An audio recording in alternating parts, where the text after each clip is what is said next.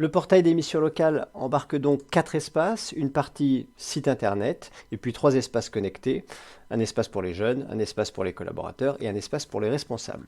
Dans cette première partie, qui concerne donc le site public, premièrement, cette partie, on peut tout à fait la désactiver, c'est-à-dire que vous pouvez garder votre site actuel et ne bénéficier que des espaces connectés.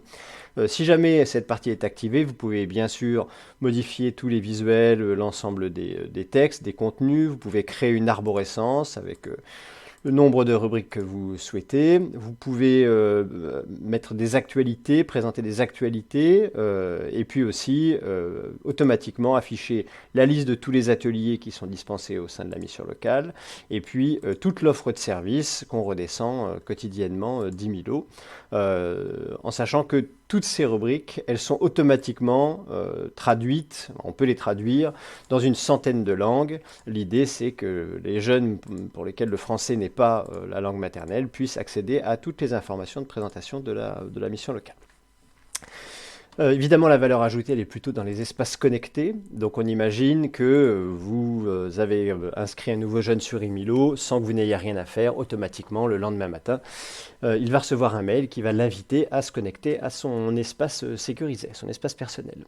Donc, le jeune rentre son adresse email et son mot de passe et automatiquement, il arrive donc sur son tableau de bord qui va un petit peu récapituler son activité au sein de la mission locale. Donc, premièrement, il va voir l'ensemble de ses prochains rendez-vous, que ce soit des rendez-vous individuels, des ateliers, des permanences, voir les derniers messages qu'on lui a envoyés, la liste des actualités, son coffre-fort, enfin toutes les informations qui vont lui être utiles.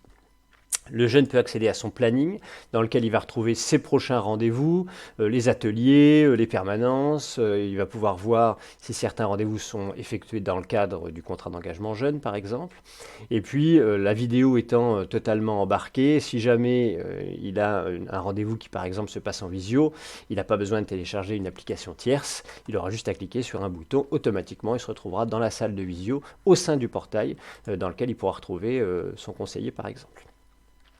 Le jeune va pouvoir accéder à l'ensemble des ateliers de la mission locale, qu'il va pouvoir filtrer soit par SEJ, soit par encore GJ. Il va pouvoir accéder aux détails, la présentation de l'atelier. Et si ça l'intéresse, il va pouvoir même s'inscrire automatiquement depuis son espace. L'idée, c'est donc de rendre les jeunes le plus autonomes possible. Donc, par défaut, le jeune peut accéder à la liste des ateliers et il peut décider de s'inscrire à cet atelier. Évidemment, cette inscription est contrôlée, c'est-à-dire que quand vous créez un atelier, vous pouvez indiquer si vous laissez cette possibilité aux jeunes ou pas.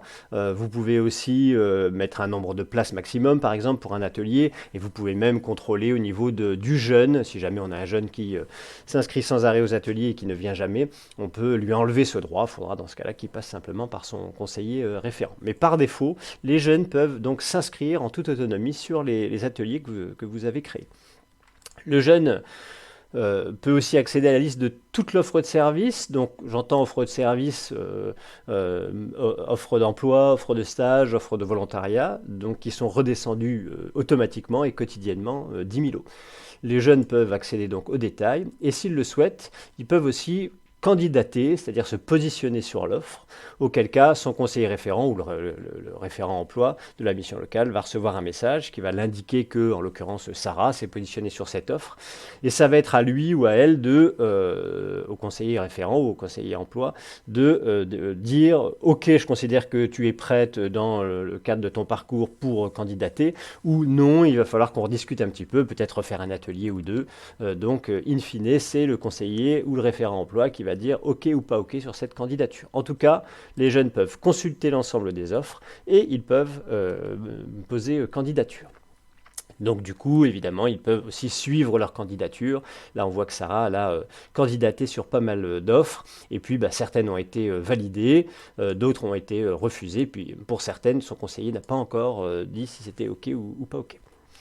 Le jeune a aussi la possibilité d'avoir un lien plus fort avec son conseiller, premièrement en passant éventuellement par la messagerie, donc sous la forme d'une messagerie instantanée. Le jeune peut envoyer un message, éventuellement joindre un document.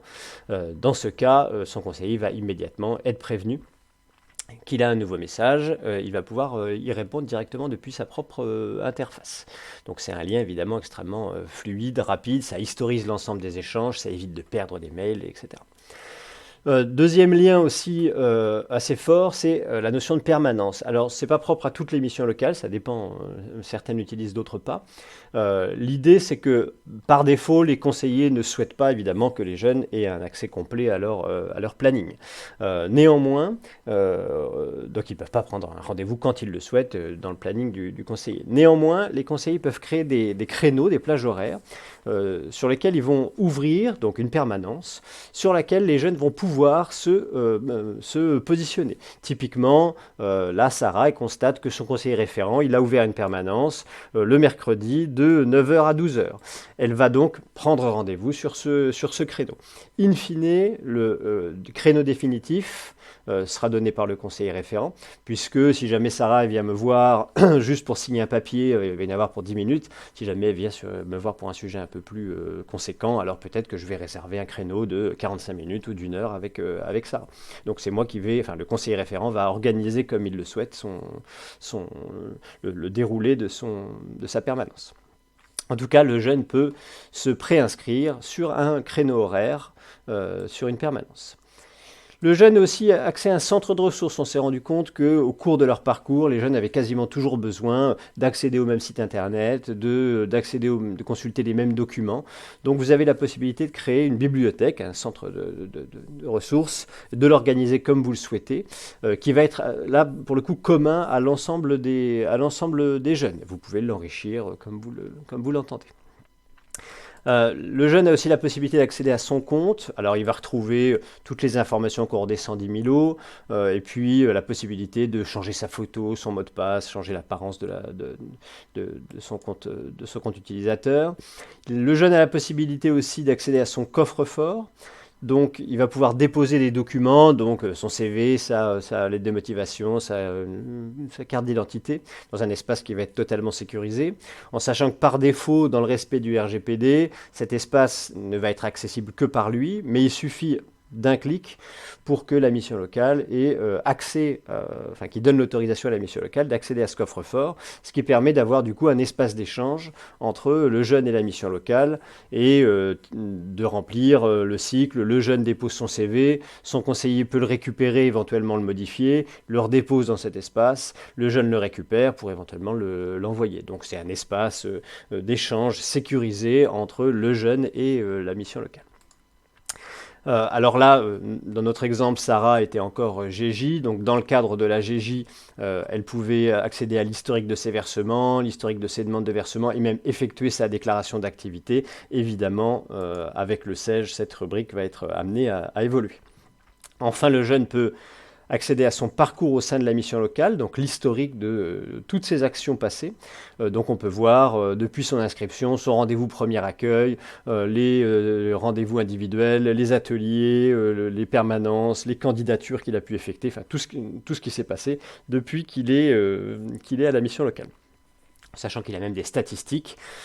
Sur une période, il peut par exemple voir qu'en l'occurrence, Sarah elle a fait 7 rendez-vous, 4 ateliers, 3 permanences, et que sur la période, ça représente un total de 34 heures. Évidemment, le jeune peut accéder à tout ce que je viens de vous montrer dans sa langue maternelle. C'est pareil que le site public. Je peux tout à fait décider de le traduire, peu importe la langue. Vous n'avez rien à faire, ça se fait automatiquement. Comme ça, le jeune peut utiliser toutes les fonctionnalités du portail dans sa langue maternelle.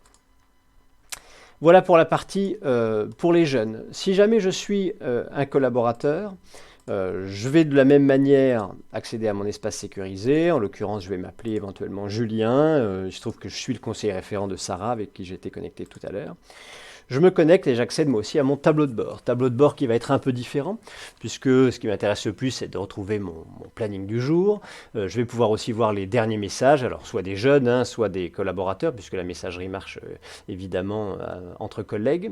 Les préinscriptions que je vais éventuellement, qui ont été faites depuis le site public, je vais devoir éventuellement mettre dans Emilo. Je vais pouvoir, c'est très important, accéder à mon planning.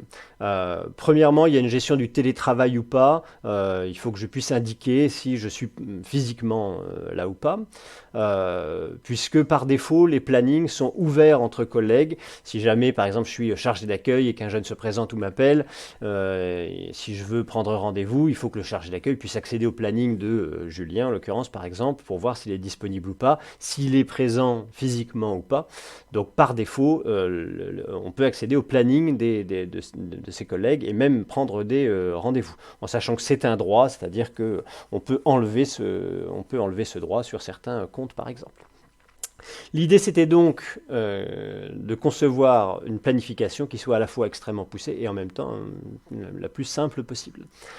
Pour prendre un rendez-vous, rien de plus simple, on clique sur l'heure de début, une fenêtre apparaît et je vais devoir renseigner quelques informations. Si je prends l'élément le plus complet, qui est l'atelier, alors je vais pouvoir saisir, bon, évidemment, le créneau horaire de l'atelier.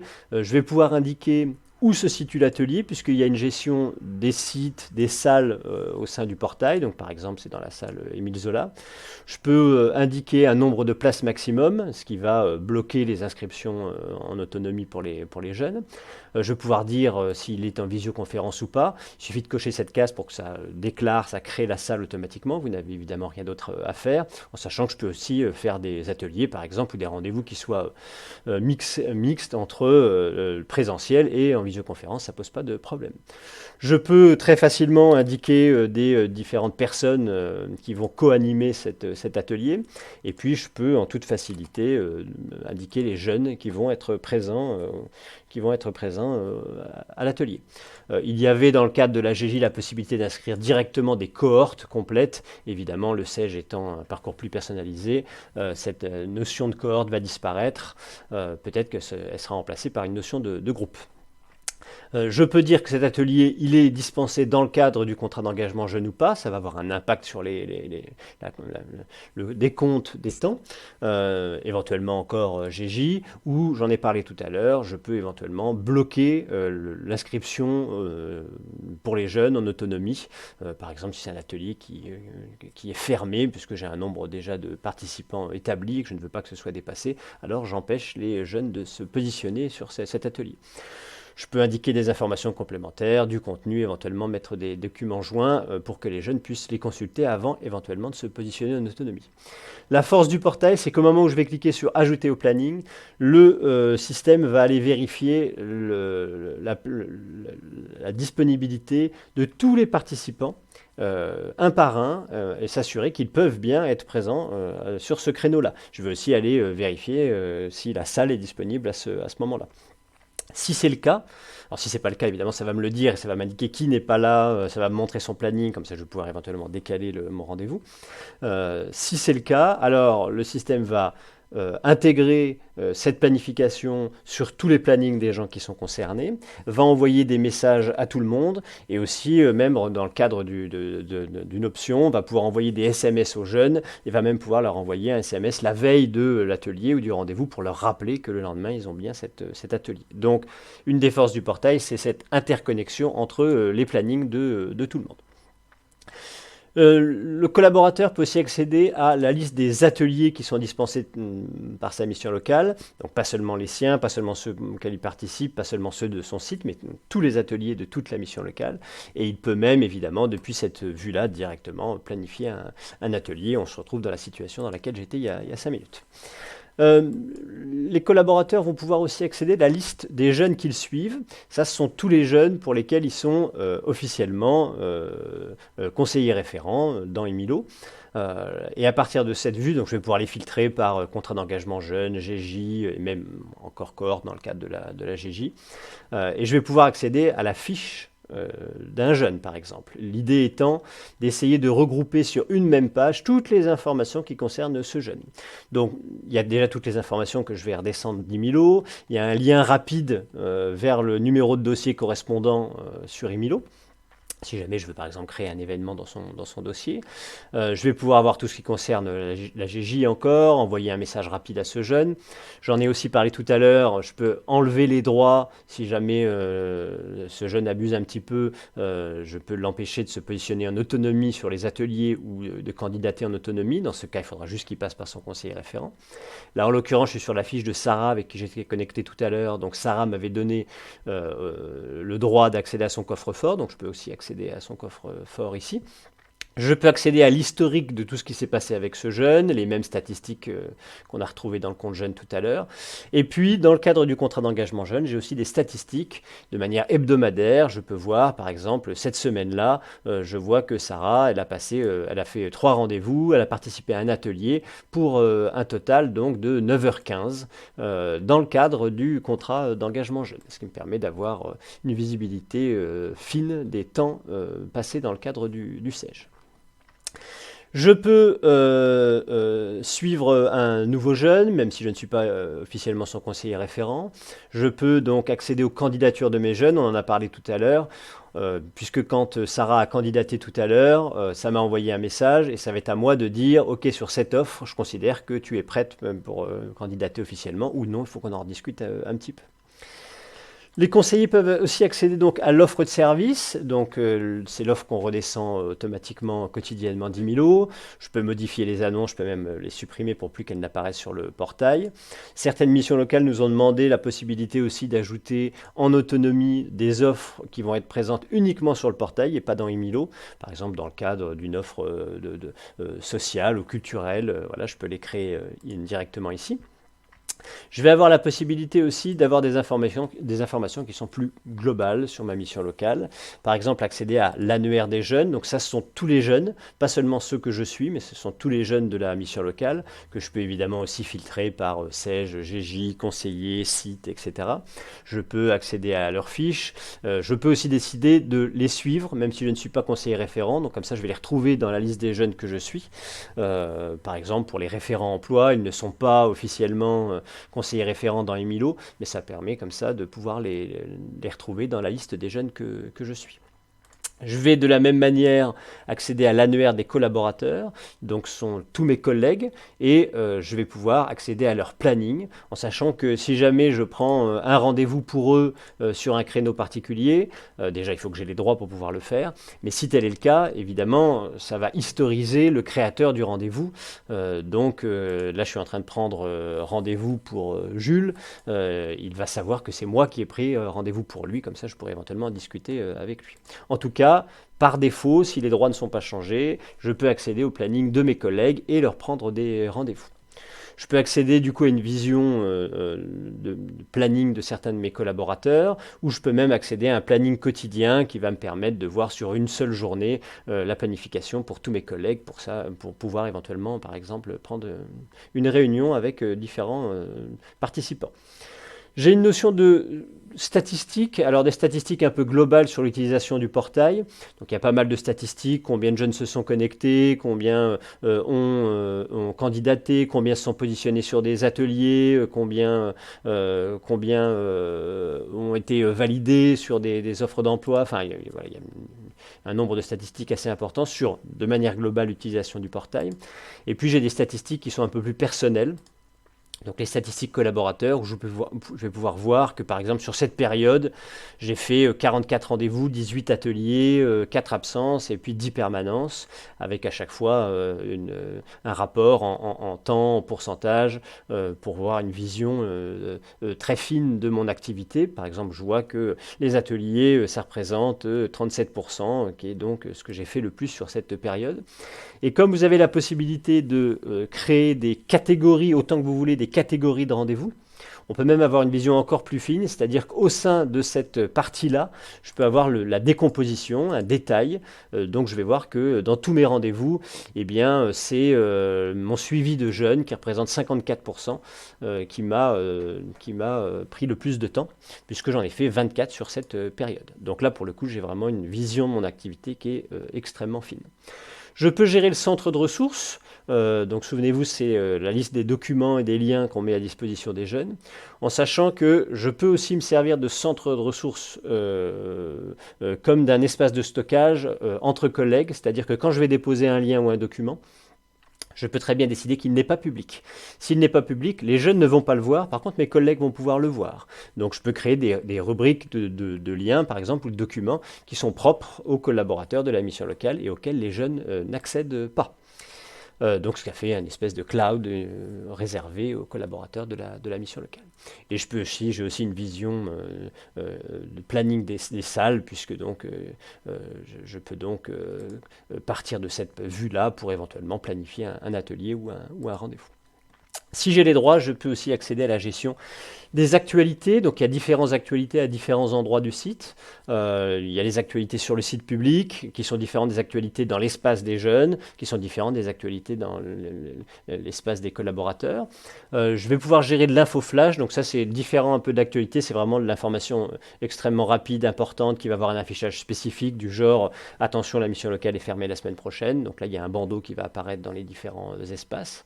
Et puis si j'ai les droits, je peux aussi gérer le site public qu'on a vu tout à l'heure de manière extrêmement simple, sans aucune connaissance technique, changer les visuels, créer autant de pages que je veux, organiser mes rubriques comme je le souhaite.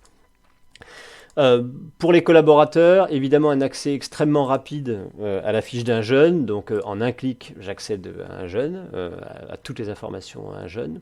Et puis la messagerie, alors la messagerie est sensiblement la même que celle des jeunes, j'ai juste des options un peu supplémentaires.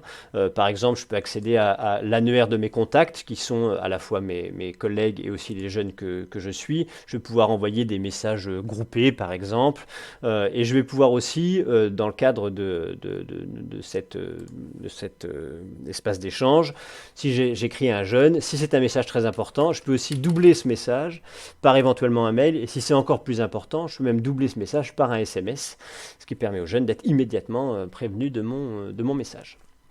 Voilà pour l'espace collaborateur. C'est pas exhaustif, mais j'essaie d'être le plus rapide possible, en sachant que le troisième espace, l'espace donc des responsables, est sensiblement le même que celui des collaborateurs. La différence, ça va surtout être dans la rubrique Ma mission locale. Je vais avoir des statistiques qui vont être un peu plus poussées. Je vais avoir la possibilité donc de gérer les salles, si jamais je crée une nouvelle salle, de gérer les sites. Bon, ça n'arrive pas évidemment très régulièrement, mais si je veux déclarer un nouveau site, c'est le responsable qui va devoir le faire. Et puis, je vais avoir la possibilité aussi d'ajouter un collaborateur.